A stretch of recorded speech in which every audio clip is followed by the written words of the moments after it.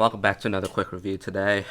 I have a game that is so tedious and difficult, and I hate it with a passion, but at the same time I love it.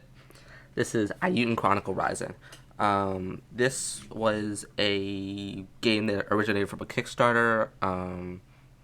If you didn't know, the game Eiyuden Chronicle 100 Heroes is the main game that was funded by the Kickstarter. The Eiyuden Chronicle Rising is the prequel to that, which 100 Heroes comes out next year, which I'm very excited for because that is a spiritual successor to the Suikoden series, which the devs that made Eiyuden Chronicle and Eiyuden Chronicle Rising are some of the developers from Suikoden. And so I was very excited for this game to come out, and it is very different from what I've seen the combat of 100 Heroes and also Suikoden.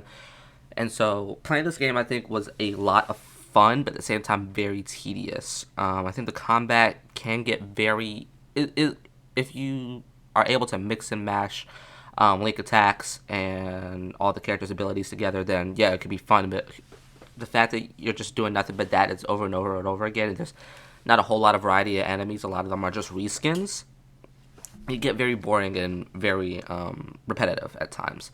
I think it can be very linear and restrictive at times. There's only one town to go to, and you're just exploring outside of the town and coming back every day, which isn't a bad thing, but at the same time, it can be, like I said, repetitive, it can be boring, and be restrictive at times, especially because of the fact that, like a game such as Lightning Returns Final Fantasy 13, this also is a game that builds heavily on side quests. If you don't do the side quest, you will have a hard time in combat as well.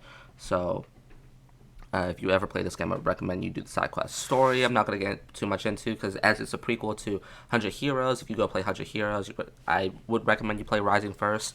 Even though 100 Heroes isn't out yet, but blah, blah, blah. I think the story is fine. It doesn't do anything special, but I think it does a really good job at setting up for what's to come next. I hope it does great at setting up what's to come next. The characters are all fun and enjoyable to watch and see. They all have different personalities, and they all mesh together and blend well together, and that's what I just love about it. I love about it so much. The characters mesh and blend together so well that they're actually bearable to see on screen while playing the game. So, as tedious and difficult as this game is, because for me, I feel like Eiyuden Chronicle doesn't have an easy difficulty. It has a hard difficulty and a normal difficulty. And then they claim the normal difficulty to be easy, but if you play on the normal difficulty, if you play on that difficulty, it is still just as hard. Because I think I got to the hard difficulty, and I was just struggling. I started on hard, or the highest difficulty. I think it was normal. I was struggling.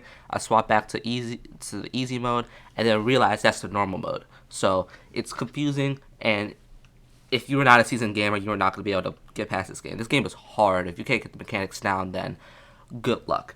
But yeah, as tedious and difficult as this game is, I genuinely would give it an 8 out of 10. I'm looking forward to Eiyuden Chronicle 100 Heroes coming out next year. See you later. Bye.